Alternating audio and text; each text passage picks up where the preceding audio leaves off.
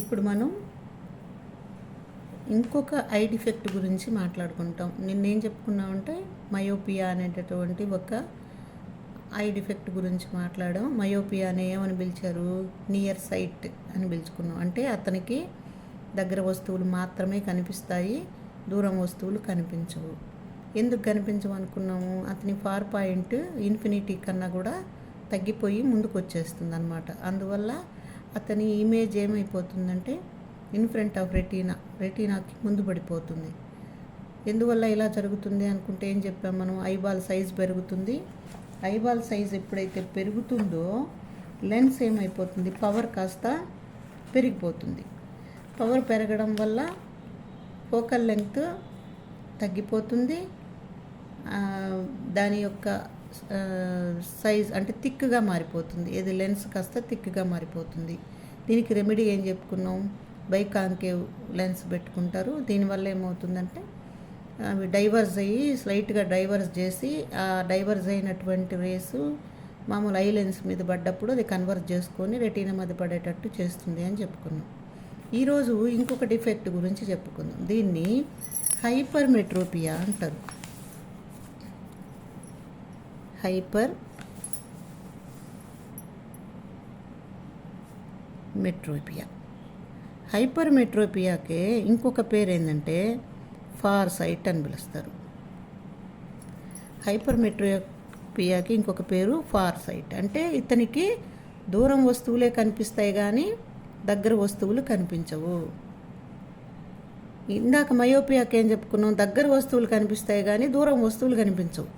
కానీ హైపర్ మెట్రోపియా వ్యక్తికి దూరం వస్తువులు కనిపిస్తాయి కానీ దగ్గర వస్తువులు కనిపించవు. ఎందుకు కనిపించవో చూద్దాం. చూడండి, ముందు మామూలుగా ఒక ఐ వేసుకుందాము. ఇది వచ్చేది ఇదొక హెల్దీ ఐ అనుకుందాం. హెల్దీ ఐ అనుకుందాం. ఇది ప్రిన్సిపల్ యాక్సిస్ బాగా గీయలేదు. ఇది ఎట్లా వేసుకోండమ్మా. ఇది ప్రిన్సిపల్ యాక్సిస్ అనుకుందాం. ఇది వచ్చి అతని యొక్క ఎల్డిడివి అంటే నియర్ పాయింట్ ఎంత అనుకున్నాము? 25 సెంటీమీటర్స్ ఉంటుంది అని అనుకున్నాం కదా. ఫార్ పాయింట్ ఎంత ఉంటుంది? ఇన్ఫినిటీ. ఎవరిది? ఒక హెల్దీ పర్సన్ గురించి మాట్లాడుతున్నాం. ఈ హెల్దీ పర్సన్కి నియర్ పాయింట్ దగ్గర వస్తువుని పెట్టుకున్నప్పుడు అతని లెన్స్ ఏమవుతుంది? ఈ సిలియరీ మజిల్స్ కాంట్రాక్ట్ అవ్వడం వల్ల థిక్ అయ్యి ఇక్కడి నుంచి వచ్చే రేస్ అన్నిటినీ కూడా రెటీనా మీద పడేటట్టు చేస్తుంది. అంతే కదా మనం చెప్పుకున్నాం. ఇది రెటీనా. కానీ ఇతనికి ఏమవుతుందంటే హైపర్ మెట్రోపియా ఉండే వ్యక్తికి దగ్గర వస్తువులు కనిపించవు. అంటే ఈ ఎల్డిడివి 25 సెంటీమీటర్స్ కాకుండా పెరిగిపోతుంది అన్నమాట. ఇక్కడికి వచ్చేస్తుంది. అంటే చాలా దూరం వచ్చేస్తుంది. అది 50 ఉండొచ్చు, 60 ఉండొచ్చు, 1 మీటర్ కూడా ఉండొచ్చు ఒక్కొక్క సందర్భంలో. అతనికి ఎట్టుంటుందంటే ఎల్డిడివి 20 సెంటీమీటర్లు పెరిగిపోవడం వల్ల ఇక్కడ వస్తువు పెట్టుకున్నాడు అనుకోండి, అంటే 25 సెంటీమీటర్ల దగ్గర వస్తువు పెట్టాడు అనుకోండి, అతని యొక్క ఇమేజ్ ఎక్కడ పడుతుందంటే దాని యొక్క ఇమేజ్ ఇదిగో ఇట్లా పడిపోతుంది. ఇక్కడ పడుతుంది, ఇట్లా పడుతుంది. రెటీనా మీద పడదు, వెనక్కి పడిపోతుంది అనమాట. అంటే బిహైండ్ రెటీనా పడుతుంది. ఏది? ఈ 25 సెంటీమీటర్స్ దగ్గర పెట్టుకున్నప్పుడు వస్తువుని అతనికి ఎక్కడ పడుతుందంటే బిహైండ్ రెటీనా పడుతుంది. బిహైండ్ రెటీనా పడ్డప్పుడు కూడా నీకు అక్కడ ఆప్టిక్ నర్వ్ ఉండదు కాబట్టి వాడికి కనపడదు. అందుకని అతను ఏం చేస్తాడు? ఈ నియర్ పాయింట్ని వెనక్కి జరుపుకుంటాడు. వెనక్కి జరుపుకున్నప్పుడు ఆ రేస్ వచ్చి రెటీనా మీద పడతాయి. అంటే అతని యొక్క నియర్ పాయింట్ ఏమైపోతున్నది? పెరుగుతున్నది. ఇక్కడ గుర్తుపెట్టుకోండి, ఇందాక మయోపియాకి ఏం చెప్పుకున్నాం? ఫార్ పాయింట్ తగ్గిపోతుంది. హైపర్ మెట్రోపియా వ్యక్తికి నియర్ పాయింట్ పెరిగిపోతుంది అనమాట. అంటే కంప్లీట్ ఆపోజిట్గా ఉంటాయి అన్నీ. నియర్ పాయింట్ పెరుగుతుంది ఇతనికి.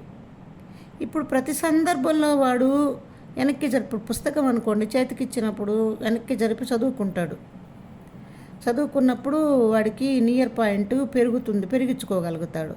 వస్తువులు అటు చేసుకోలేడు కదా. కాబట్టి దీనికి ఒక రెమెడీ చూడాలి, రెమెడీ పెట్టాలి. అసలు ఇంతకీ ఈ రకంగా అంటే ఈ నియర్ పాయింట్ పెరిగిపోవడానికి కారణాలు ఏమై ఉండొచ్చు? ఒకటో కారణం ఏంటంటే ఐబాల్ సైజు డిక్రీజ్ అవ్వడం, చిన్నదైపోతుంది. ఐబాల్ సైజ్ చిన్నదైపోతుంది. ఎప్పుడైతే ఐబాల్ సైజ్ చిన్నదైపోయిందో లెన్స్ పవర్ ఏమైపోతుంది, తగ్గిపోతుంది అనమాట. అంటే సిలియరీ మజిల్స్ కాంట్రాక్ట్ అవ్వడం తగ్గిపోతుంది పాపం. అందువల్ల లెన్స్ ఎలా ఉంటుంది, పల్చగానే ఉంటుంది, థిన్గానే ఉంటుంది. ఎప్పుడైతే థిన్గా ఉందో అతని యొక్క పవర్ ఏమైపోతుంది, లెన్స్ పవరు తగ్గిపోతుంది, డిక్రీజ్ అయిపోతుంది అన్నమాట. P= 1/5 ఎఫ్ అనుకున్నాం కదా. ఎప్పుడైతే ఎఫ్ తగ్గిపోయిందో ఇది పవర్ తగ్గిపోయింది కదా. పవర్ తగ్గిపోయింది కాబట్టి ఫోకల్ లెంగ్త్ ఏమైపోయింది, పెరిగిపోతుంది. ఫోకల్ లెంగ్త్ ఏమవుతుంది, పెరుగుతుంది, ఇంక్రీజ్ అయిపోతుంది. ఫోకల్ లెంగ్త్ ఇంక్రీజ్ అవుతుంది, పవర్ పెరిగిపోతుంది, లెన్స్ థిన్ అయిపోతుంది. దీనికి కారణాలు ఏంది, ఈ మూడిటికి కారణం ఐబాల్ డిక్రీజ్ అయిపోవడం, ఐబాల్ సైజ్ తగ్గిపోవడం వల్ల ఇవన్నీ జరిగిపోతాయి. ఇవన్నీ జరిగిపోవడం వల్ల అతనికి ఏమవుతుంది, అతని యొక్క నియర్ పాయింట్ 25 సెంటీమీటర్ల కన్నా కూడా పెరిగిపోతుంది. ఒకవేళ 25 సెంటీమీటర్ల దగ్గర పెట్టుకున్నప్పుడు దాని యొక్క ఇమేజ్ ఎక్కడ ఏర్పడుతుంది, బిహైండ్ రెటీనా దగ్గర ఏర్పడుతుంది. దానికోసం అతను ఏం చేస్తాడు, ముందుకు జరుపుకుంటాడు. ప్రతి సందర్భంలో ముందుకు జరుపుకోలేడు కాబట్టి మనం ఒక రెమెడీ చూడాలి కదా. ఏమి రెమెడీ పెడదాం చూడండి.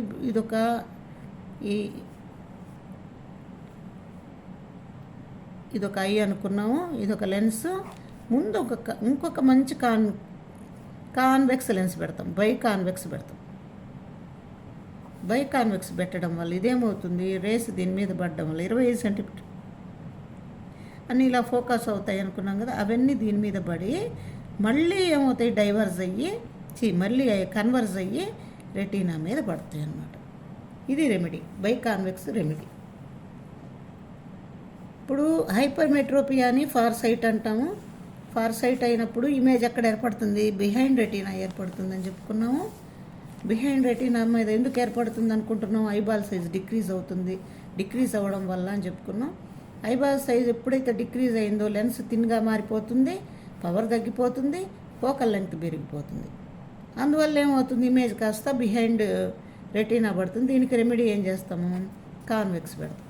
దీనికి కూడా కారణం ఏం చెప్తుంది తెలుసా అమ్మాయి, ఎందుకు ఐబాల్ సైజ్ తిరిగిపోవడం, దీనికి కూడా వెతికితే ఎక్కువ మొబైల్ చూడడమే అని చెప్తున్నారు. కాబట్టి మీరు జాగ్రత్తగా ఇప్పటి నుంచి, అంటే మీకు చిన్నోళ్ళు, మీరు 15 ఏళ్ళు కదా, 15 ఏళ్ళ పిల్లలు ఒకసారి ఊహించుకోండి. ప్రతిరోజు చాలా దగ్గరగా దీన్ని పెట్టుకొని చూడడం వల్ల, ఇది మొబైల్ని పెట్టుకొని చూడడం వల్ల కొన్ని రోజుల కంటే దాదాపు ఒక 40 ఇయర్స్కి వచ్చేసరికి కళ్ళు చెడిపోయేదానికి అవకాశం ఉంటుంది. కళ్ళు బాగుండాలి, అప్పుడే బాగుంటుందన్నమాట. ఓకే, ఇప్పుడు ఈ 2 నేర్చుకున్నాం కదా మనం. మయోపియా అంటే ఏదో నేర్చుకున్నాం, హైపర్మెట్రోపియా అంటే ఏదో నేర్చుకున్నాం కదా. ఈ రెండిటి డిఫరెన్సెస్ మీరు నోట్ చేసి పెట్టుకోండి. క్షుణ్ణంగా అర్థమైందనుకోండి, ఇంకా మీరు కళ్ళు మూసుకొని రాసేయచ్చు. అంటే ఎలాంటి ఆలోచన లేకుండా, కళ్ళు మూసుకొని రాయలేమనుకోకండి, ఎలాంటి ఆలోచన లేకుండా హాయిగా రాసుకోవచ్చు. డిఫరెన్సెస్ రాస్తాం చూడండి. ఫస్ట్ మయోపియా రాద్దాం. మయోపియా రాద్దాం. ఇంకొకటి వచ్చి ఇక్కడ హైపర్మెట్రోపియా రాద్దాం.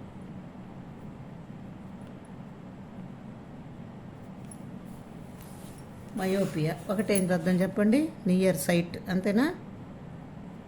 దీన్ని ఏమని పిలుస్తాము, దగ్గర దృష్టి, హ్రస్వ దృష్టి అంటాం తెలుగులో. దగ్గరగా ఉండే వస్తువులు మాత్రమే కనిపిస్తాయి.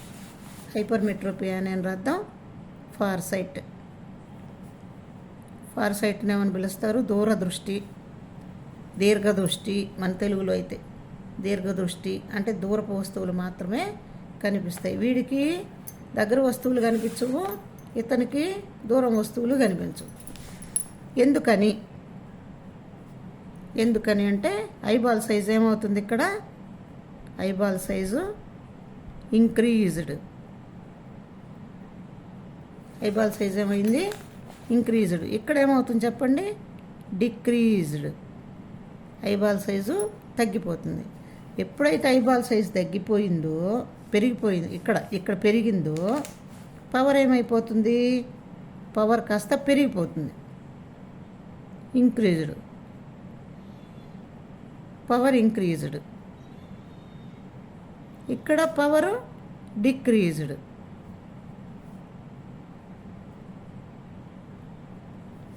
పవర్ డిక్రీజ్ అయిపోయిందంటే ఫోకల్ లెంగ్త్ ఏమైంది, తగ్గిపోతుంది,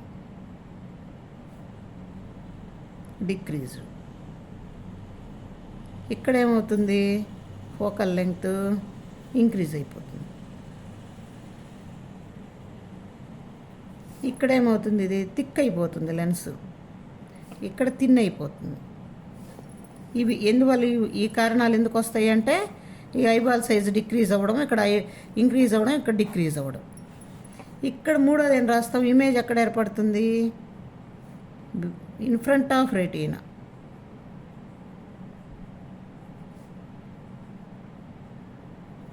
ఇక్కడేం ఏర్పడుతుంది, బిహైండ్ రెటీనా.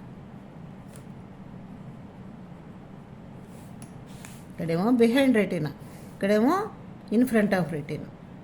తర్వాత దీనికి ఎందువల్ల ఇక్కడ జరుగుతుంది, ఫార్ పాయింట్ ఏమైంది, ఫార్ పాయింట్ డిక్రీజ్డ్.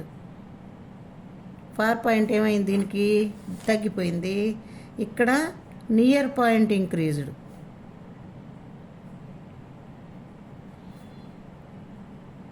ఇక్కడ నియర్ పాయింట్ ఇంక్రీజ్డ్. దీనికి రెమెడీ ఏం చెప్పుకున్నాం, కాంకేవ్ లెన్స్ బై అని పెట్టుకుందాం, బై కాంకేవ్ లెన్స్, ఇక్కడ బై కాన్వెక్స్ లెన్స్. ఇదమ్మా ఈ రెండింటిని ఇట్లా మనం కనుక డిస్టింగ్విష్, రెండింటి మధ్య కనుక మనం వివరించుకున్నాం అనుకో, అప్పుడు నీట్గా గుర్తుంటుంది అన్నమాట. ఇదేమో నియర్ సైట్ అంటాం, దగ్గర వస్తువులు కనిపిస్తాయి. ఇదేమో ఫార్ సైట్ అంటాం, దూరం వస్తువులు కనిపిస్తాయి. ఇక్కడ ఇమేజ్ ఎక్కడ ఏర్పడుతుంది, ఇన్ ఫ్రంట్ ఆఫ్ రెటీనా. ఇక్కడ ఎక్కడ ఏర్పడుతుంది, బిహైండ్ రెటీనా, వెనక ఏర్పడుతుంది రెటీనాకి. ఇక్కడ దీనికి ఏంది, ఫార్ పాయింట్ ముందుకు వచ్చేస్తుంది, ఇక్కడ నియర్ పాయింట్ వెనక్కి వెళ్ళిపోతుంది అనమాట. ఎందువల్ల, ఐబాల్ సైజు ఇంక్రీజ్ అవ్వడం, ఇక్కడ ఐబాల్ సైజు డిక్రీజ్ అవ్వడం. ఐబాల్ సైజు ఇంక్రీజ్ అవ్వడం వల్ల కారణాలు ఏం జరుగుతాయి, ఐ లెన్స్ పవర్ పెరుగుతుంది, తర్వాత ఫోకల్ లెంగ్త్ తగ్గిపోతుంది, థిక్గా మారిపోతుంది. ఇక్కడేమవుతుంది, పవర్ డిక్రీజ్ అవ్వడం వల్ల ఫోకల్ లెంగ్త్ ఏమో పెరిగిపోతుంది, థిన్గా మారిపోతుంది అన్నమాట. పవర్ ఏమైపోతుంది, తగ్గిపోతుంది. ఈ కారణాలు నేర్చుకుంటే మీరు ఈ రెండు క్వశ్చన్స్ని బాగా నేర్చుకోండి, ఎందుకంటే ఖచ్చితంగా వస్తుంది. మొన్న మన పరీక్షలకు వచ్చింది ఏంటంటే మయోపియా వచ్చిందనమాట మొన్న. మీకు ఏమన్నా హైపర్మెట్రోపియా రావచ్చేమో, లేదు మయోపియానే రావచ్చు, లేదా రెండింటి మధ్య డిఫరెన్సెస్ రావచ్చు. కాబట్టి ఈ క్వశ్చన్ నీట్గా నేర్చుకోండి, ఓకేనా.